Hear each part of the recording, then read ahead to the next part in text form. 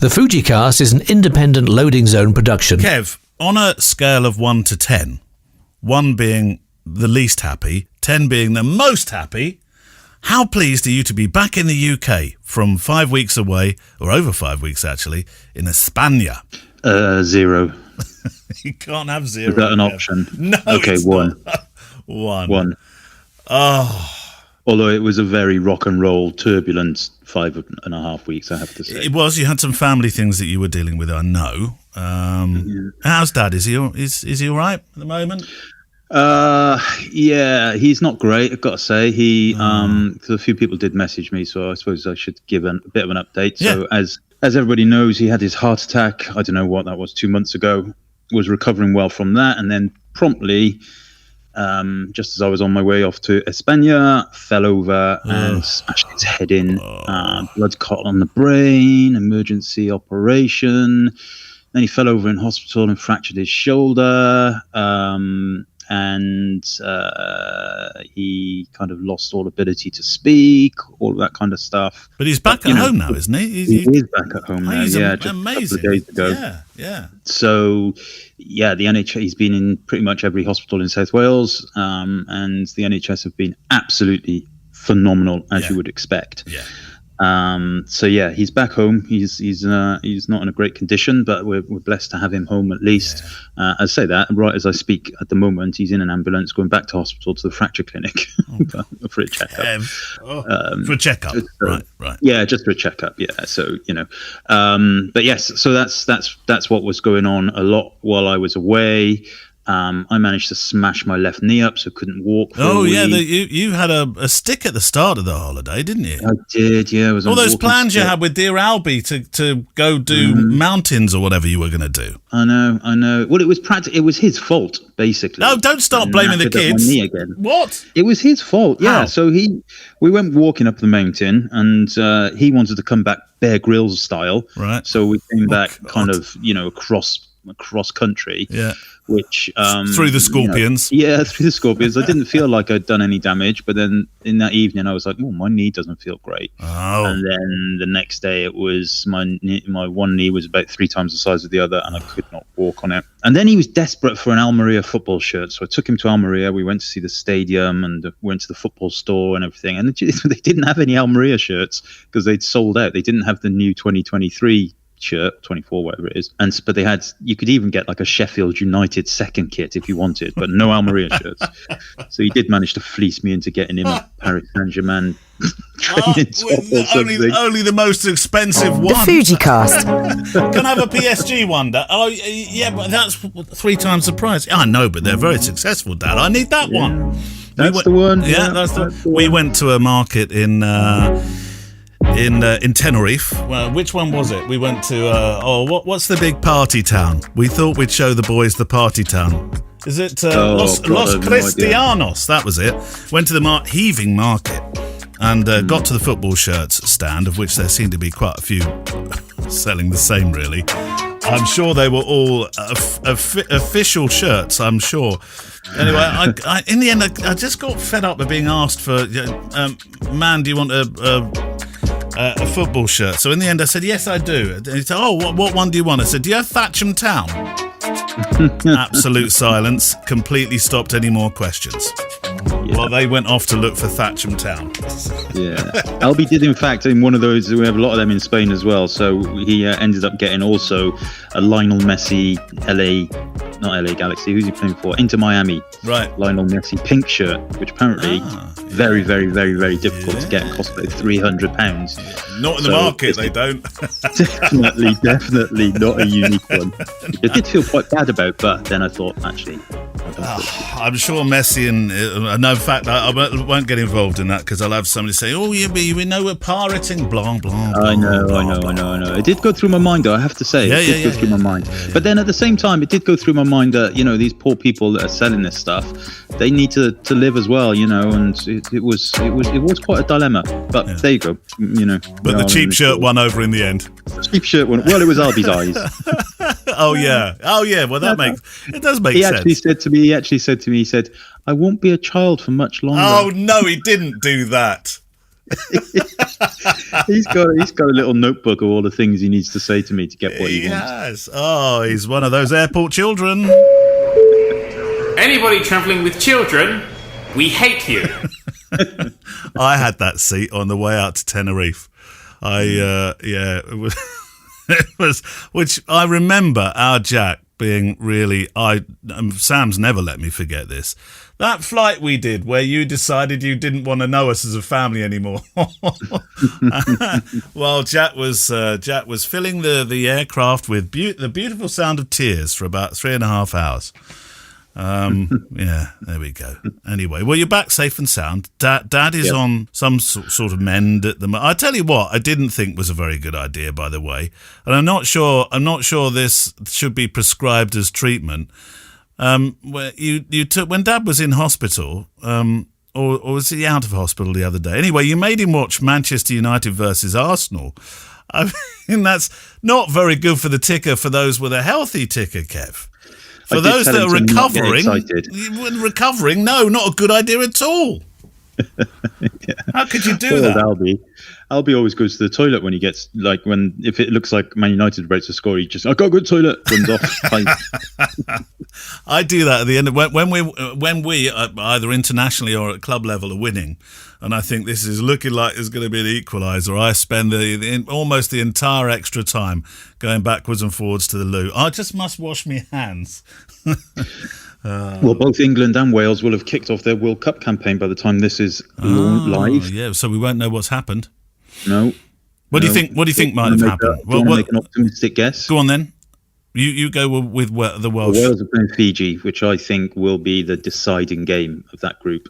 Unluckily for him, but luckily for Wales, I think, and everybody else in that group, one of the mercurial players for Fiji have just pulled out this morning because they're injured, which is sad, really sad for him. But so I feel like Wales might creep past Fiji, but that's going to be tough. And England have got Argentina, which I think is also no, that's tough. A really, really tricky one. Both Wales and England are not firing on all cylinders. Not you know they're Argentina, but anyway, we'll know this time. When this is live, when we played Fiji, when we had that bit of a shock. Yeah. I was doing a wedding that day. Guess where, Kev? Which town do you think I was in? Suava. Twickenham. I drove back through. It was only a short wedding. It was 3 hours. And I drove back through. I got guided by this new app that I had waxed lyrical to you about. It guided me right through Twickenham and all the way through the fans to get out again. Yeah, Waze. It's great, isn't it? It's good. Yeah. But there we go. Right, questions. Oh, before we start, thank you to pick-time.com for your continued support of this programme, a service that we both use very, very happily. I'm just about to upload a mammothif wedding to it, 700 pictures. I don't know how, I went picture mad, Kev. That is a lot. Yeah, it is a lot for me. For all it's that, all right if they're all good, though. Well, doesn't matter what the number is if they're all good. Yeah, I didn't feel there was a lot of repetition there. It was one of those days. It was a village hall wedding, and it was just really a very different kind of. There was just stuff going on left, right, and centre. Yeah, they often are those kind of ones when people are very relaxed and there's no, the kind of formalities of a wedding venue are not in play. I feel like they're often a little bit more fun, Well, I wasn't going to attach the word more fun to it, just in case clients are listening. Just different, Kev. Yeah. Okay. Right. Different. Yeah. I've had some. Over the summer, I had 2 people purchase my package on PickTime, so I have a kind of a wedding package, which is an album, 2 parent albums, and 10 prints. And if they buy that as a package, then it works out cheaper than buying it all individually. You're people do that. You're very cute. Hang on a minute. I like your bum. Stop it. We're going to end up with the same problems that they have in Spain. Sorry. Yeah. No, I was going to say you're very cute and adept. Maybe I'll rephrase it. But you are very cute, Kev, obviously. Should we edit this out or leave it in? I'll leave it in. You're very adept at using using PickTime for those album sales. I think it's a really good way that you work it. I've always been kind of, I don't want to lose control of the album, but it's really worked for you, hasn't it? Yeah, absolutely. I trust the suppliers that I choose on PickTime, so I know that they're going to do a good job with the albums, and I don't need to get involved in it. It's great. I mean, you do pay if you were doing your albums yourself, direct to the lab. You would pay, as the photographer, you'd pay less, so you'd have more of a margin. But the time involved and the reviewing and all of that kind of stuff for me is a no-brainer. Absolutely no-brainer. But I do understand why people want to take a little bit of creative control. I always check the album layouts and make sure that they haven't done anything too crazy. Yeah. But they haven't. Nobody has so far. And I just tick the little button and then I just go cha-ching. And wait for the money to roll in. If you want to join us on, as users of PickTime, pick-time.com and join up using FujiCast. All in uppercase, as we always said. I think it makes any difference. Yeah, we don't actually know whether it needs to be in uppercase or not. But yes. But do it just to humorous. You'll get some free time. Yes, absolutely. So thank you. PickTime. Who thinks Kev's cute, by the way, just while we finish up? Oh, look. Who's the film star you're supposed to look like? George Clooney. God, George Clooney. That has been said, though, Kev. That's not unfair. It's been said, hasn't it? You've got a bit of George about you. Somebody the other day was saying to me they'd seen George Clooney, and they didn't mean you because you were out of the country at the time. Walking across Marlow Bridge, because that's sort of area he lives in one of his houses, I think, in the world, in the UK. And they said he was looking a bit shabby, is what they said. I thought, George, you can't have seen George. It's impossible for Mr. Clooney to ever look shabby. Have you seen him in the Nescafe adverts or the coffee advert? Yeah. Why can't we all look like George? Yeah, well, I wouldn't mind it. Yeah. Anyway, there you go. I'll take that, darling. Cute. Questions. Do you want to go first or me? Yeah, I'll go first. Why not? As usual, the Facebook group has a section for questions, and I will start with the most recent one. And of course, we've had a bit of a hiatus from going through questions. So this is from 1 day ago, and it's Gary Williams. And he says, "Hi, chaps. I love the show. Kev is really cute." No, he doesn't say that. He looks like Clooney, he does. Apologies if this has been well covered, but do you use the X100 for weddings? And if so, how? Wow. I carry an XT3 and an XT5 with the 23 and 56mm lenses. I'd love to swap one for the X100V. Other than the low risk of single SD cards failing, why not? Well, good timing. Didn't you show a picture? Was it the X100V that you showed a picture of the other day, or was it a different camera?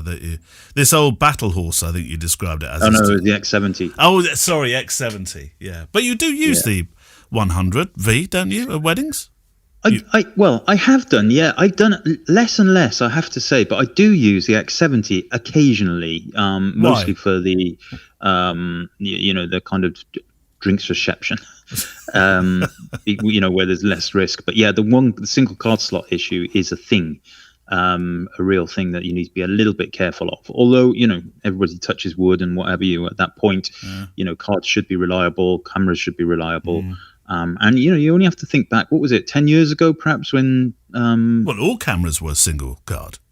Yeah, maybe a little longer than, I remember when I first started some 15, 16 years ago, I was using 2 Canon cameras, and they both only had single card slots. Yeah. And you just rotate the cards more often, wouldn't you? You do, yeah. And also, obviously, not long before that, people were using film, and some people still use film.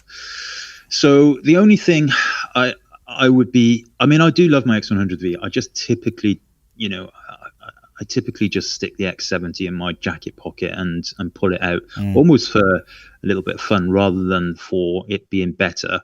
And the reason for that, I think, is because I moved away from the 23mm lens and I now have the 18mm lens. Yeah.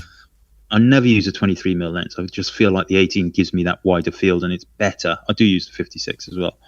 And And since I made that move from the 23 to the 18, I think that's when I stopped really using the X100 at weddings. Because it was focal length, really, not. No, they were the same focal lengths, 23 and 23. But no. But because you stopped using 23, you didn't want to use the X100. Yeah, perhaps, or maybe I don't know. Maybe it's because the 18 is. I don't know. It's just. I just love it, I just love it, and it may well have just been serendipity that's the timing that it changed. But I do still take the X70, which is closer to the 18 in focal length, and pop that out every now and again. Yeah. But in the past, I remember shooting a wedding in France when we were, before Brexit came along and stopped us from being legally allowed to do that kind of thing. I shot an entire wedding in France, 2-day wedding on 2 X100s. Yeah, they were X100Ss at the time, I think. Might have been X100Ts. Yeah, and that was very, very cathartic and really enjoyable. I had one with a wide-angle adapter on it. Wide-angle conversion lens, as it's technically called. Yeah, I shot 2 last year like that, Kev. Yeah. With an 1XH2S and an X100V. And there were 2 weddings I absolutely loved the pictures from. One was it was a forest wedding, and the other one was in Norway.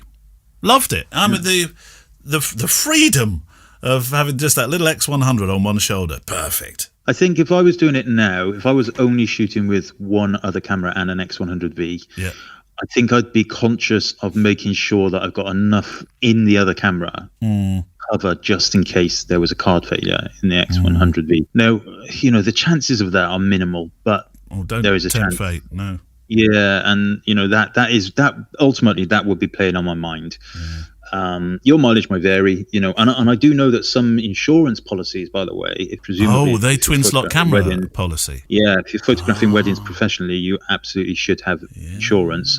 Some of them insist on data redundancy in your cameras, so worth just double checking that, because if on the horrible circumstance that did happen, and you went to your insurance company and said, it's all gone, can you deal with the clients? Yeah. And you had that clause, and they asked what camera you were using, then you'd be on your own. What about a new X100 having twin card slots? What's the chances of that feature? I've literally no idea. No, I know you. I know you don't talk every single day now to your friends in Tokyo, but you're still in the know. I know you're still in.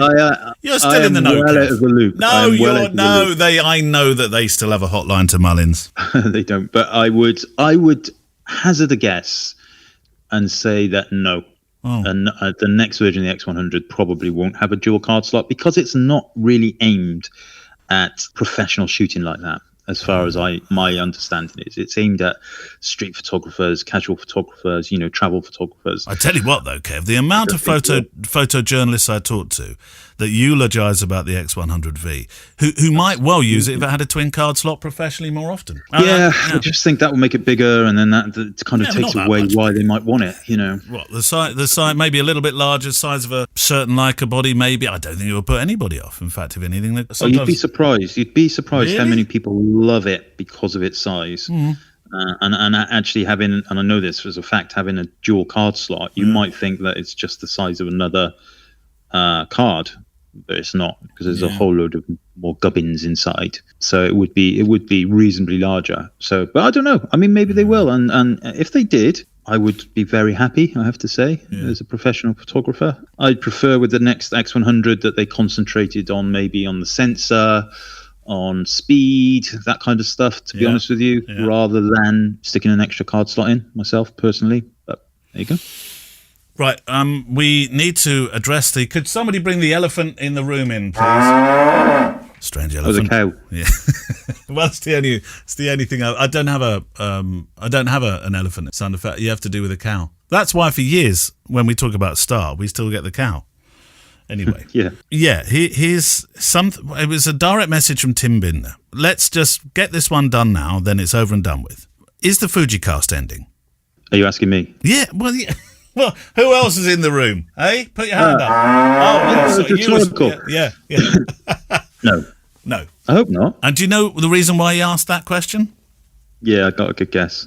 Yeah, because you teased people with the R word, Kev. Retirement.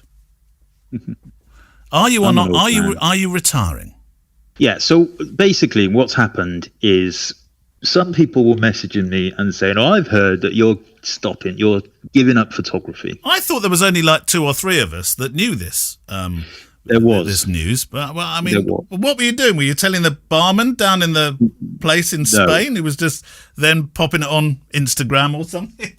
No. However, some people were messaging it and maybe subconsciously people had figured it out. I don't know. Anyway, so yes, ultimately my plan is to stop shooting weddings. I've got 7 left, I think. 3, hang on, where are we now? Got 1, 2, 4 this year. Yeah. And then 3 early next year. And that's it. Yeah. No more at all. No. Nearly 800 or 700, whatever it is, weddings. I'm done. Will you miss them? Yeah, probably. I probably will. But there's a lot of stuff. It's just time. It's time. I'm 50 years old. I've always, me. I've always had like. I'm 50 years old. Like you're old. No. But I've always all my life I've kind of compartmentalized chapters. Yes. And 50 was always a big target for me. And so I'm going to take my foot off the pedal, my very, very worn pedal. And warm foot, actually. And the foot, the knee, and it's changed. I mean, I have to be honest. This year, the weddings that I've shot of every single one of them has been wonderful and amazing. The people have been brilliant and everything. But I feel a butt coming on. What's the butt? Yeah, over the years they've changed. The dynamics of them have changed for me, and I'd say generally things have changed to a little less enjoyable in terms of the overall industry, the workload, all of that kind of stuff. Although I never really shot that many weddings in the last kind of 5 or 6 years in terms of yearly rates. But yeah, I'm just, I'm still going to be here and I'm still going to be on the podcast and I'm still going to be doing my studio and my family photography and my training and workshops and all of that kind of stuff. And I'll be doing probably, looking for a little bit more kind of documentary style work in other genres. But yeah, I think for me, weddings are done. There we go. Yes. I'm leaving a pregnant pause in there for complete effect. Well, it's not really. I mean, the average person has a job change every 3.5 years. Yeah, we've kept ours a while, Kev. Yeah, 15 years is a long. You've been doing it even longer. Yeah, 20 and years. Shot even more. So next year is my 20th year, Kev, and I will shoot in that year my 1000th wedding. And I had grand plans to say that on that 1000, I was going to march up to the bride and groom during the evening at some stage and give them a check with the amount of money that they had paid me as it was my last wedding. But I've decided I don't have as good a business plan as you in life. I think I will still be doing them. Why would you do that? Well, it's a kind of like a romantic gesture. Look, thank you to the industry that has supported me for 20 years. And I want you to have money back. Yeah, this gift at the end as back to the industry. Oh, if you do that, I think that's quite a nice idea. But if you do that, I would give them a check written to the charity of their choice. That even better, Kev. Changed entirely. Which will be Kev's retirement fund. Right. Okay. Registered charity number. I don't know. 666. I don't know that charity. Which one is that? But anyway, it's all it's all very academic anyway because I think I'll still be shooting them in 5 years' time. I don't know. Well, you never know. But anyway, it doesn't matter. As long as you still want to do it and you're very happy doing it, then great. For me, I just feel like it's time. It's it's kind of the time has come in conjunction with that time of my life that I planned on making kind of changes, and so it's not for it's not for. I don't think there's anything wrong with shooting weddings or anything like that anymore. I just things have changed a lot, dramatically, and family wise with what's going on with my dad, and I've got 2 friends that are really unwell and all that kind of stuff. It's it's just kind of. I think those sort of things come along and they make you rethink life, don't they? Yeah, exactly. Yeah. Exactly. And and you know what? I just think I'm a bit too fat now. Okay. It's like when you look down and you can see see a little bit of your belly hair sticking out from the buttons. That's horrible, but that's got nothing to do with it. Yeah. Nobody wants me waddling around at their weddings with my your my gammy little fat leg belly and and your my balding gammy head. foot and your. My gammy foot. Yeah, I've got a smashed up elbow, and no, people want young whippersnappers like you. I hope that over the next 5 years, if there is such a plan, I want to be doing more of the kind of weddings that I told you about a moment ago. Because you're right. The industry has changed a lot. I think there's some very interesting. If you're in the UK, some very interesting changes to come. The law's continually changing. We saw the end of having to go inside some sort of building just so you could get married. It had to be a structure, didn't it? I mean that's all ended now. I did a wedding only 2 months ago that was right by the seaside. And that was lovely, but there was nobody had to go under any covers or anything. It was a table by the sea, and it was fantastic. And that sort of thing, I think, is now. Of course, I work for a lot of wedding venues, so I'm being careful at the same time. But I think for me, that's a sort of vive la défense that I'm looking forward to over the next 5 years. And I tell you what, if it starts to go into people's houses and stuff like that as well, I think that'll make it very interesting, the storytelling. Yeah, absolutely. Yeah, no. I think definitely there's been good changes as well. I used to hate that when you had to go under a little, there's some beautiful, beautiful wedding venues, and then they used to get married in the garden, but they'd have to stand under this stone, and then your light would be like that's been there for 600 years, or 3 or 4 stops of difference between them and the lighthouse. And you weren't allowed in there yourself, and that was crazy. But I think overall, actually, I was talking to a registrar on Saturday, or was it Monday, and I was saying it's amazing how, now that there's no such thing as a wedding register as such, it's just a piece of paper, isn't it? It's all digital. Yeah. And you're allowed to photograph whatever you want. I was like, I miss the register books. I miss those because I think they look nice, and I think it's nice for the brides and grooms to have something, dramatic to be signing. But actually, that was one of the things that was a pain, wasn't it? When they used to say, no signing of the register, rightly or wrongly. I always used to, adhere to it. But I was just like, and now that, like, pretty much all the weddings I've done this year, at least certainly the ones I can remember, the registrars have just gone, do what you want, mate. Want. Hang on a minute, Kev. I'm just going to let the dog in. Come in. Who let the dogs in? Woof, woof. Come in. Come on. I'm with Kev. There we go. He's retired, don't you know? He has. Don't look at me like that. How's he going to afford his dog biscuits? I've no idea. Right, question. Justin Goulding. Oh, no, this isn't the question. Hi, chaps. Is this you, Neale? You send a picture? Hang on. There's a YouTube link. Do I press this? What do you think? Go on, do it. If all your computer is deleted, don't blame me. I've just pressed it. Par la suite de l'UTMB, la deuxième partie de l'UTMB. That's definitely not me. I like the voice, though. Yeah. What's that? Mont Blanc. Oh, no, there's a guy at the front who's cycling up, I think. The secret is that I'm more than 57. The older I get, the younger I feel. I think it's all about some guy climbing Mont Blanc. That's definitely not me. Does he look like you? No. Well, he's got the same hairstyle. Right. That one's done. Send me a link and we will include it in the show notes. This is from George Fakinos. Hi, Neale. Hi, Kev. It's been a while. I'm still listening to your podcast, but I haven't sent you any recent messages, so he's putting it right now. I bought he's sending us an update, Kev. I've bought an XT4 together with a Sigma 18-50 2.8. Great combo. Had to sell my X100F to fund the new purchase. Well, I mean, that's fair enough, isn't it? I think. Yeah. I'm sending you a link on the article I wrote. I think it's an interesting way of looking at photography, and I hope you like it. It's called Photosophy. Photosophy? I think you have to be very careful with that.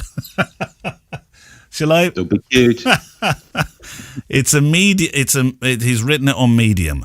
So I'll send you the link. So there we go. There's 2 links. There's one to that odd film just a moment ago, and George Fakinos has written something on Medium, an interesting way of looking at photography. Okay, so they weren't really questions. I have got one here, though. It's a wedding one. Is that okay? Having talked about weddings for so long. From Andrew Stonia. Oh, our friend Andrew. Guess where Andrew's from? He's from... Go on, Kev, you know the name of the company? Howling Bassett. Yes! Barney always looks round when I play that. Wedding ceremony starts times have all be much earlier this year, he says, from the usual 2 p.m. to 1 p.m. and even noon. Noon? Yeah. Talking with wedding venues, couples believe that a longer day will mean a better day and more time with their guests. Venues just say that wedding guests head home earlier and that the lull period is longer. I assume that this has come about due to some wedding blog or the cost of living crisis and wanting to get better value for money. So my question is this. If the wedding day just got longer by an hour or two, do we charge for this? Or do we have to swallow these longer days now? Myself, I'm just lumping it in, but that's me. I remember the days of film when I could shoot 2 weddings on a Saturday and still be home by 5 p.m. But, yeah, that's true. They do seem to have got earlier, don't they, Kev? Yeah, this is really interesting because this is one of the things that was on my mind when I made my decision.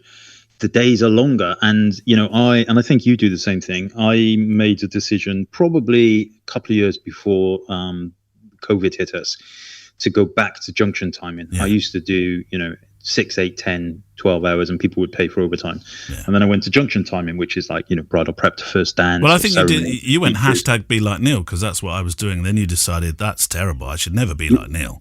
Well, that's how I started. Yeah, absolutely. And then I went to hourly stuff. Yeah. And then I ended up going back to junction timing.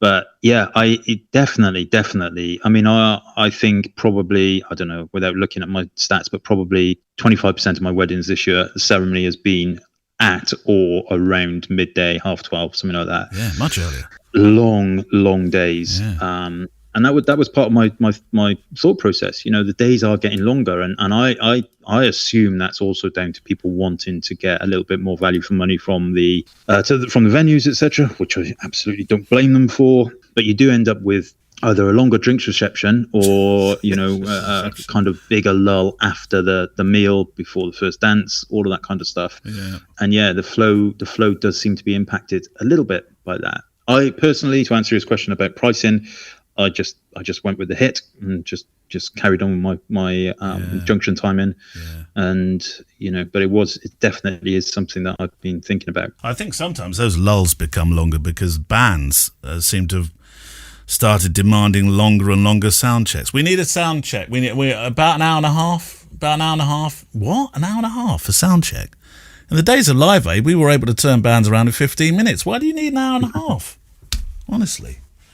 Right, book of the week. We have a book of the week, Kev. We do have a book of the week, and it's actually fortuitous timing because this book is not available to buy until you can pre-order it until the 19th of September. Oh. And it's a lovely little book. It's been sent to me by James and Karla Murray, right. And it's called Storefront New York City: Photographs of the city's independent shops, past and present. Oh. And I think you'll like this, Neale, given your grandfather's background as a sweet shop owner. Yeah, confectioner and tobacconist.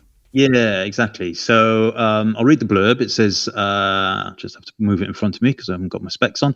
It says, this collection of hugely popular and critically acclaimed photos celebrates New York City's unique history and culture, from long disappeared icons to still thriving favorite haunts. For decades, husband and wife photographer duo James and Karla Murray have been on a mission to document and preserve on film the various small shops of New York City, many of which are quickly disappearing, and a culture of authenticity that is hanging by just a thread. Featuring glorious new reproductions of images from their past books, as well as never before published photos, this Elegiac, Elegiac. Elegiac. What does it mean? Oh, I don't know. I'll look it up. You're the wordsmith. Spell it again for me. E-L. Relating to characteristic of an elegy. That's what I was about to say. Yeah, there we go. Yeah. I haven't used that word this week. I've completely forgotten it. This elegiac volume will delight the Murray's multitudes of fans, as well as anyone interested in the charm and history of small urban retail. Yeah. Large in format, and it is filled with colour and affectionate detail. The book includes an introduction by the Murrays explaining the genesis of their lifelong project and why they love to photograph. So, are these black and whites or colour, no, a mixture? All colour. Yeah, all colour. And it's really beautiful. Now, obviously, I'm not from New York City, although I have been there. And so this might be more appealing to people who who have memories of New York or from New York City, I should say. But yeah, it's an amazing little book because, or big book, I should say, because I'm glancing through it and I'm seeing these old pictures and new pictures. And for example, I've just flipped to page 105, McHale's Bar and Grill, 8th Avenue at West 46th Street, 2004. And this is a store, this is a restaurant that, looks like it's still open, but it needs a bit of repair, all of that kind of stuff. But every single one of the pictures is so well shot and so well composed. You practically feel like you're stood in front of them. You really do. It's just an amazing visual kind of recollection of all of these places. Claudio's Barbershop, East 116th Street, near First Avenue in Harlem, 2007. Yeah. So the book is broken down into areas, for example, Manhattan, the Bronx, Harlem, all that kind of stuff.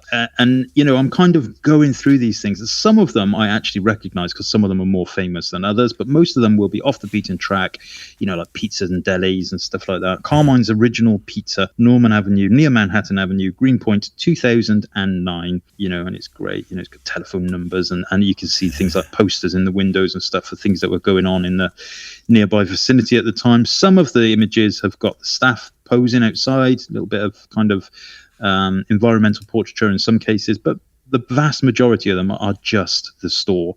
And honestly, as I said, what really kind of captured me is the composition of them all. And it's so well done that you just physically feel like you're stood outside looking at this building. It's great. There's a lot of pizza shops, isn't there, in New York City? Is it mainly sort of places that are food orientated? I mean, no, not at all. No, okay. I would assume it doesn't include. What's the date? What does the date go up to? I mean, these are there's older ones and newer ones, but kind of from most of them I would say are in the 2000s. Okay. Early 2000s onwards. For example, I'm looking at Zigzag Records right now. Zigzag Records, Avenue U at East 23rd Street, Sheepshed Bay, 2005 in Brooklyn. Yeah. Now, this store is clearly closed down as the photograph was taken. Yep. New, used, traded, collectibles, bought and sold.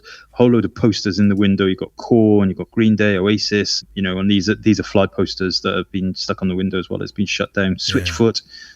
All of that kind of stuff. And that's right next to Totano's, Neptune Avenue near West 16th Street, Coney Island, 2009, which is also a pizzeria. There we go. It's brilliant. I think my favorite one is the widespread on page 204. Astroland, Boardwalk at West 10th Street, Coney Island, 2005. What's Astroland? So Astroland is, if you can imagine, so Coney Island obviously is a little bit like Western Supermare on steroids. So it's a theme park, it's a beach, it's all that kind of stuff. So Astroland Park is a part of it that has roller coasters and all that kind of stuff. And at the entrance, and I've been here, I've seen this. At the entrance is this kind of booth that where you can buy ice cream and sodas and all that kind of stuff. And above it is a big spaceship right on top, Astroland Park spaceship. So yeah, and I don't know if that perhaps is even still there anymore, or if it has that nostalgic value of what it looked like. I don't know. It was a very long time ago when I went there. Really, really interesting book. I so wish I'd. Of course, I was much younger, not even thinking of photography. But had I photographed my granddad's sweet shop, what beautiful pictures they would have made. And everybody had to wear. Granddad was a real stickler for tradition, and everybody wore the pinnies. What are they called? No, not the pinnies. Those long brown aprons. I know what you mean. Sorry, aprons. Yeah, thank you. Yeah. So white aprons if you're in the confectionery part, and brown aprons if you're in the tobacconist bit. And everybody had to go with the colours of your teeth. That's it. Everybody who served had names like, there was Nellie and Phyllis and Rose. I mean, these are names. Arkwright. Was Arkwright there? Arkwright could have been there. Granville, God, yeah. But they are wonderful places. Those. I'd keep meaning to go. The shop's long gone, and I want to go back. It is now a newsagent, but I just like to. I wonder if I get any feeling at all going through that door, or whether it's so different. I think, I don't know. Yeah, I've often thought about what it must be like when you're, like in your 80s or something, visiting all of the houses that you've lived in the past. Yeah. Well, I wondered whether that would be a sad thing or a happy moment. Or a melancholic thing. I asked. There's 2 houses that I grew up in. One of them, the guy let me in. And he was just moving house. He said, "Yeah, come and have a look around." And he said, "You could probably, maybe you could solve something for me." I thought, hang on.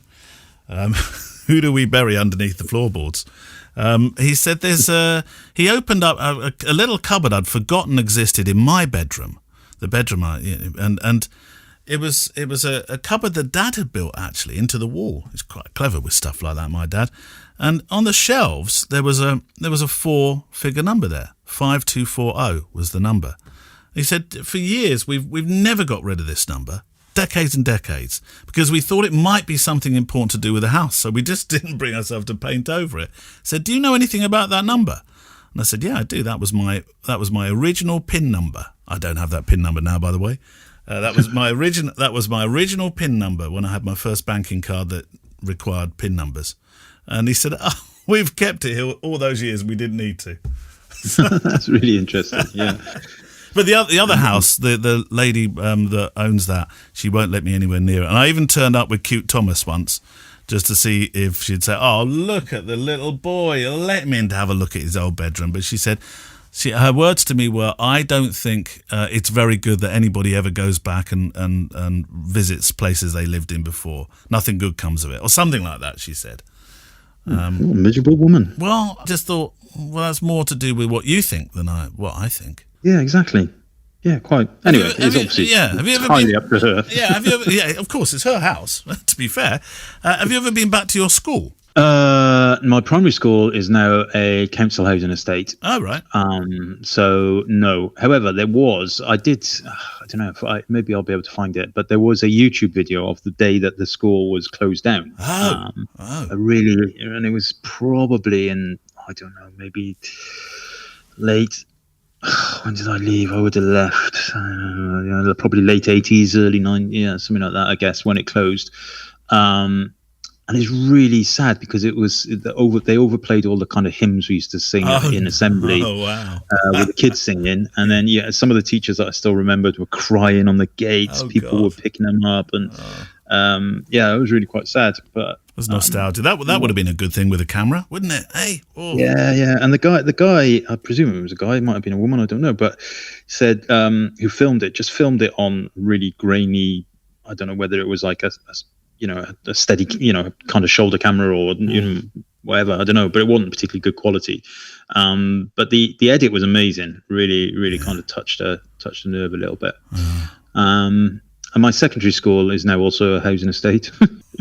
But that's probably quite a good thing. I mean, we had barbed wire on that school, and not to stop people breaking in, but to stop the kids getting out. What kind of place was this? When I went back to my secondary school, I remember Borstal. I've not heard of that expression for a long time.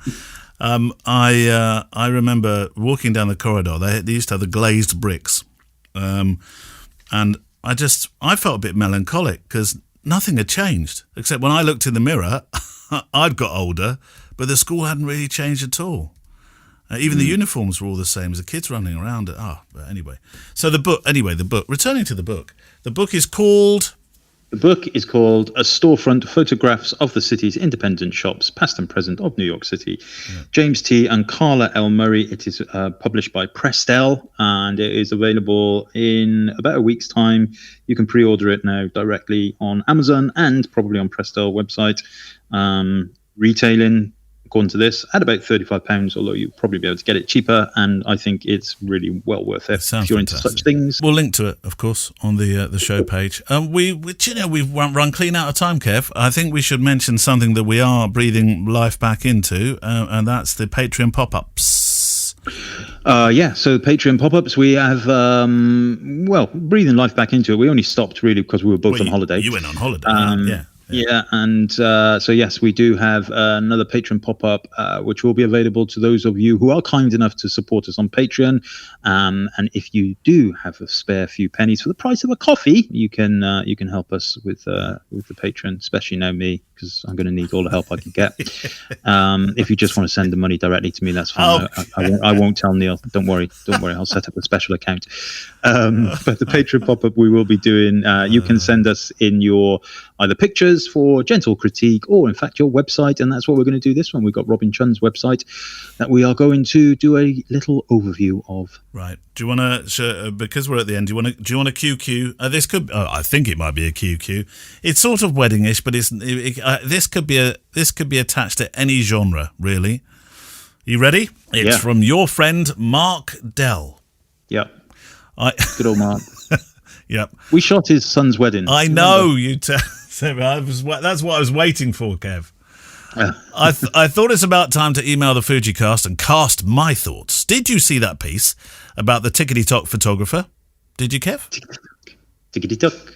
I haven't seen it. Well, I don't know yet. I don't know what the rest of the there should be a bit more that. context. People are hiring them in the US. Oh, I see. TikTok photographers are being hired in the US, and I suspect over here.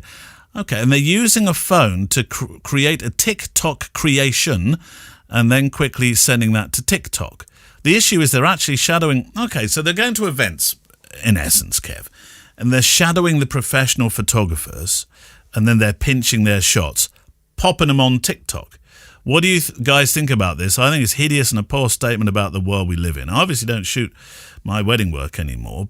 He retired before you, Kev. But when I read it, I was actually quite shocked. I could imagine how frustrating this could be to a photographer on the day. And I'm just going to add, as an addendum to that sentence, to any genre, whether it's an event, a wedding, even a portrait session. I mean, if you extend your imagination a bit. What do you think of that? Well, I have to say this is not this specific example. I don't think I've seen that, but it's that kind of thing that has also been forming in my mind when thinking about stopping shooting weddings, because I do find it a lot more difficult to get pictures of people that aren't stuck with a face in the phone or taking selfies and all of that kind of stuff, and so that whole technological movement has impacted my decision for sure. So I mean, I don't think that's a particularly nice thing for people to be doing, but at the same time, if the clients are paying them, what can you do? It's the same as paying for a videographer and a band and whatever else. Just I've noticed of late a lot more cameras coming out at weddings. Proper cameras, I mean. Ones with lens stuck on the front of them. There was one wedding I went to. I think there were three decent DSLR / mirrorless with decent focal length lenses on them. And I was thinking, what are you doing with these? Why? What are you doing? And they were shadowing me, and I was thinking, I stopped short of saying, come on, let me just get on with it, because I felt that might be a bit rude. But yeah, it's a strange thing when you find yourself being shadowed, isn't it, by a guest or whatever. Yeah. Hey ho. Do you know what that sounded like, ladies and gentlemen? That sounded like the call of, I don't care, I've only got 7 more. Hey ho. I don't care. You deal with it, Neale. Hashtag deal with it, Neale. That's it for this week. We will see you in a couple of weeks' time. If you have some questions, send them via the phone. We didn't do a lot of questions this week. It was almost like a catch-up, Kev, as you returned from your hollybobs. Send them via the Facebook page. Or, of course, you can send them to click@fujicast.co.uk. And in the coming episodes, we'll start to get excited and tell you a little bit more about our event in March that we're doing, because we didn't talk about that today. We will do as the weeks pass during the winter. So, see you in a couple of weeks, Kev. Bye-bye. Bye-bye. The FujiCast is an independent Loading Zone production. Email the show with your questions and words of wisdom to click@fujicast.co.uk. Email any complaints and political nonsense to our wives, who will deal with your comments in their own good time and in their own good way.